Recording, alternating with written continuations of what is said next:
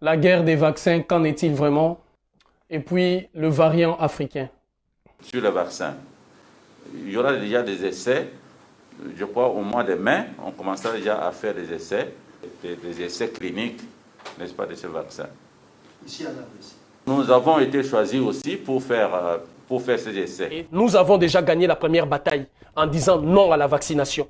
Nous voulons gagner la deuxième bataille, qui est le produit africain, les protocoles proposés par le président Andy du Madagascar. Nos propositions sur le Congo-Bololo et d'autres soient prises légalement et officiellement dans nos États, afin que cela serve notamment à l'histoire demain, que l'Afrique, les pays africains ont été capables de répondre à ces défis auxquels l'humanité a fait face. C'est ça la grandeur d'un peuple. L'occasion nous est donnée de relever la grandeur de nos États, de notre peuple, de notre dignité, de faire un sursaut patriotique et intellectuel en proposant notre remède à nous face aux défis. C'est ça un intellectuel. Si nous échouons à ça, effacez vos termes là d'intellectuel. Brûlez vos diplômes. Ngozi Okonjo, la femme qui est devenue à tête de l'OMC, présidente autrefois du conseil d'administration des Gavi, qui a vacciné 85% des enfants dans le monde et qui va piloter la politique des vaccinations de pays européens au bénéfice de ces mêmes États et contre l'Afrique. Ce qui est certain, c'est que Toko Bunda, pour nous convaincre que le vaccin, il y a des solutions. La boucle ne sera bouclée que lorsque vous entendrez parler du mot variant africain. Mais pour que cela n'advienne, il faudrait notamment qu'il y ait, vous savez déjà qu'on a parlé du variant sud-africain qui a commencé. Il y a le variant congolais de la République démocratique du Congo. Sûrement, nous nous acheminons vers le variant nigérien, le variant égyptien, le variant tanzanien ou kenyan. Ces 5 pays que je ne cesse de citer, je mets la Tanzanie et le Kenya ensemble. Ce sont les 5 territoires qui représentent ou qui renferment un plus grand nombre d'habitants africains. Dans la politique de jumelage de la géopolitique ou géomédicale, médecine qu'ils sont en train de mettre en place, c'est dans ces différents pays qu'il y a notamment cette notion de variant. Et compte tenu de la lutte ou du combat qu'ils sont en train de mener contre l'expansion démographique de l'Afrique. Le défi de l'Afrique, il est totalement différent, il est beaucoup plus profond, il est civilisationnel. La transition démographique, qui est, je l'ai rappelé ce matin, l'un des défis essentiels de l'Afrique. Je suis extraordinairement préoccupé par l'explosion démographique de l'Afrique. Je crains que ça ne se traduise par un débordement humain, c'est-à-dire des courants migratoires écrasants et qui vont, je serai brutal, tuer la civilisation européenne. Le plan Marshall que vous voulez pour l'Afrique, c'est aussi un plan qui sera porté par les gouvernements africains et les organisations régionales. C'est la démographie de l'Afrique qui est le problème. C'est-à-dire que structurellement, si on ne régule pas la démographie du continent africain, ça ne résoudra pas le schmilblick actuel. Ce n'est pas de larguer des bombes atomiques sur l'Afrique. Ce que je propose, c'est un plan Marshall massif pour le développement de l'Afrique, un plan conditionnel, mais quand même qui soit contrôlé, comme d'ailleurs le fait le Fonds monétaire international, et deuxièmement, un programme massif visant à la libération de la femme africaine. Oui, mais ces vaccins sont pas innocents. Il l'a dit dans des conférences qui sont passées inaperçues. Il a dit, si on ne réduit pas de 75% de la population mondiale, on va au désastre. Et quand il va en Afrique, ce qu'il fait à travers ces vaccins, c'est pour apporter un bien-être, mais il le dit clairement, il faut qu'une stériliser, c'est tous, malheureusement, ils le disent, le groupe Bilderberg et plein d'autres personnes le disent clairement. Quand des pays ont encore aujourd'hui 7 à 8 enfants par femme, vous pouvez décider d'y dépenser des milliards d'euros, vous ne stabiliserez rien. Nos femmes n'ont pas assez d'enfants, et on leur reproche, puisque les Africains n'ont pas été capables d'inventer la réponse eux-mêmes, eh bien, il faut bien que quelqu'un le fasse. C'est pourquoi la raison de ces variants. Et ces variants sont nés comment? Je disais autrefois, les vaccinations qui ont été pratiquées chez des enfants africains en catimini, notamment dans des laboratoires au Kenya, des essais qui ont été faits, dont j'ai énuméré la dernière fois, en République démocratique du Congo, au Nigeria, dont notamment l'originaire de ces pays-là, Ngozi Okonjo, qui à l'époque était encore chez Gavi, avait piloté les essais au Nigeria, en Égypte, et notamment Tanzanie et l'Afrique du Sud. Et lorsque ces essais ont commencé, tout le monde s'est tué. Les dirigeants de ces États se sont tués. Et ce sont les dirigeants qui, subitement, sont le premier dirigeant qui réclame de vaccins. Ce qui est certain, c'est que Toko Bunda, pour nous convaincre que le vaccin, il y a des solutions. Vaccin est comme une nécessité. parce que yo moko tali ba mesure ni ce gouvernement zozwa awa ezala ba couvre-feu ezala état d'urgence ezala couvre-feu nyonso wana ba confinement et bandi et pesi ba résultat baisse to comment ina niveau moko ya baisse mais variant ya sika donc type ya covid ya sika eye ezo bangisa biso soki to moni ke ndenge eza ko bomela bato na ba mboka mpaya et komela biso pa e bana ko boma biso to osila yangwana tango to yoki ba chercheur ba sali ba recherche ba trouver ba vaccin to lobi to proposer yango na population mais que ça obligatoire té ce qui est certain c'est que toko bunda pour na convaincre bato que vaccin wana yango des solutions to ko langa na bela coronavirus na lobi na yo eloko na ko souhaiter té eye la yo ezelo komoko ndokia kosa. Mes chers compatriotes, mes chers frères et sœurs, j'interpelle conséquemment les jeunesses de ces pays, les diasporas des pays que je ne cesse de citer, de ces 5 pays. Qu'il y a un enjeu de taille, qu'il y a un risque immense, qu'il y a un combat à mener. La conséquence de tout ça, ça sera une misère indescriptible.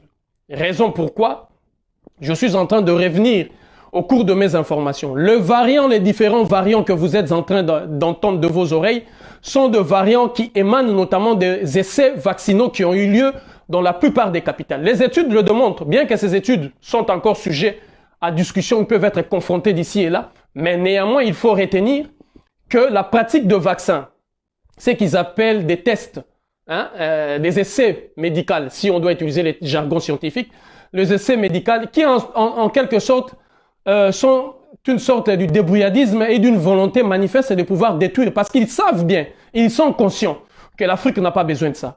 Mais en ce qui concerne le sida, la République démocratique du Congo a revêtu l'habit de l'enfant qui a contaminé la planète. En ce qui concerne l'Ebola, c'est pareil. Alors pourquoi ils veulent en arriver aux variants africains? L'objectif premier, il y a plusieurs raisons, mais l'une des raisons, c'est de faire oublier à la planète que le coronavirus est une maladie venue de l'Occident. Parce qu'on ne parlera plus du coronavirus tel que vous l'entendez, on parlera du variant africain. La fièvre jaune ne fait plus des ravages en Afrique. Ces vaccins, vous êtes obligés de le prendre pour 10 ans. Après 10 ans, si votre carte expire, on vous impose de répondre le même vaccin avec le même protocole sans tenir compte, je précise, s'il y a eu évolution ou mutation du virus en question, si votre corps a réussi à développer des anticorps qui vous donnent une certaine immunité face à la maladie, comme de moutons, comme des animaux à qui on impose notamment une thérapie, aucune étude au préalable n'est faite. Aucun test au préalable, aucun budget n'est mis en place pour faire notamment la suivi pour savoir si ces personnes-là peuvent encore être contaminées. Automatiquement, au bout de 10 ans, si votre carte expire, vous êtes dans l'obligation d'aller répondre le vaccin successivement. Et pendant des décennies, c'est devenu une logique que tous ceux qui sont en Afrique et tous ceux qui vivent en Europe, qui veulent aller en Afrique, sont dans l'obligation de prendre notamment ces vaccins avec la carte internationale de vaccination.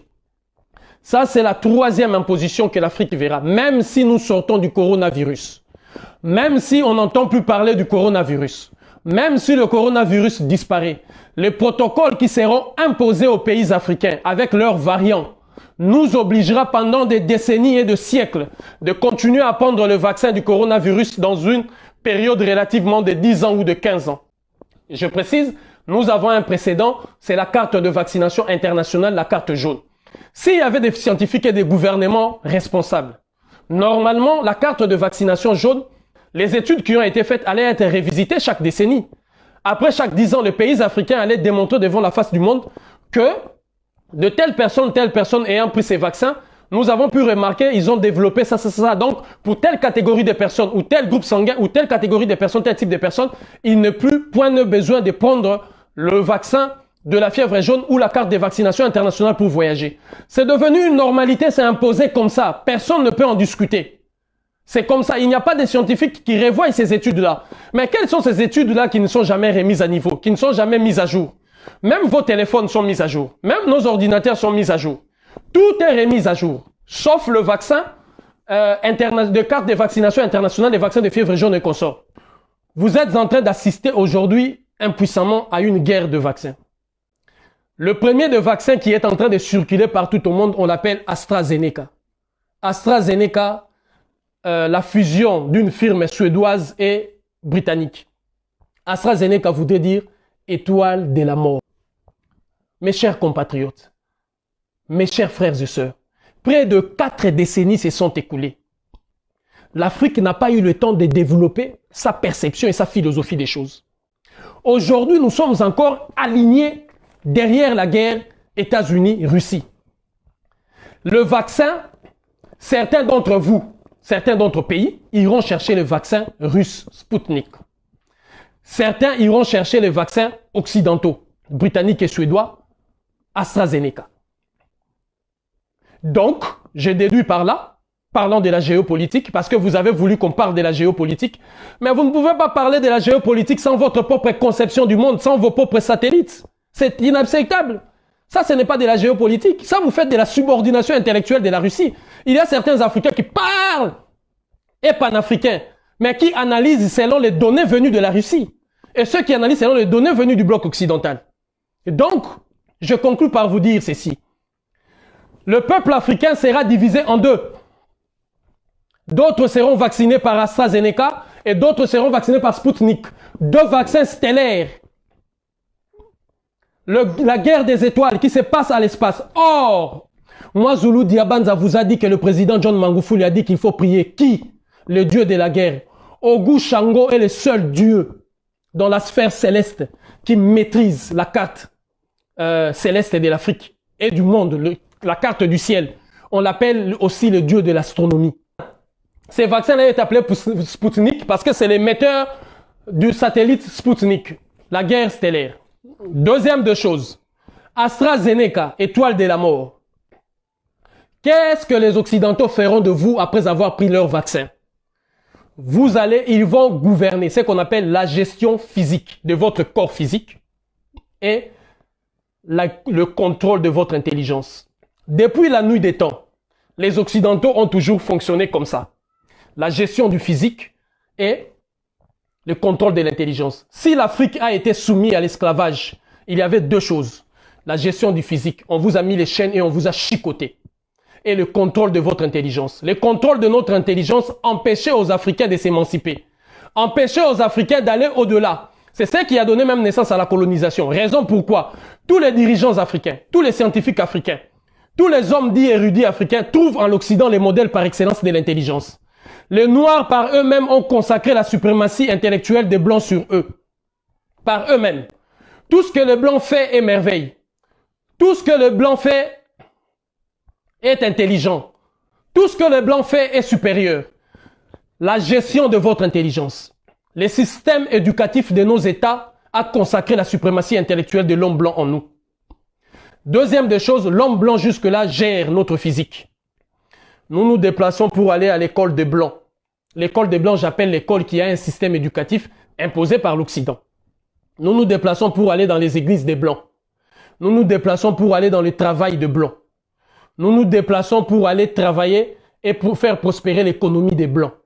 Nous nous déplaçons pour aller faire tout ce que les Blancs nous demandent. Je ne parle pas de Blancs en tant que personne comme ça, c'est-à-dire je parle de l'Occident, hein, les Occidentaux. Donc enlevant blanc, utilisons les termes occidentaux. Ce sont les Occidentaux qui nous ont soumis à l'esclavage. À quoi consistait l'esclavage? La gestion de notre physique, d'où nous avions été réduits à des simples animaux. Il fallait travailler le champ comme des bêtes de somme. Tout le monde s'en souviendra que le roi des Belges avait coupé les mains des ancêtres Congo parce qu'il leur obligeait de fournir une quantité bien définie de l'EVA qui produisait les caoutchoucs pour le bien de leur industrie.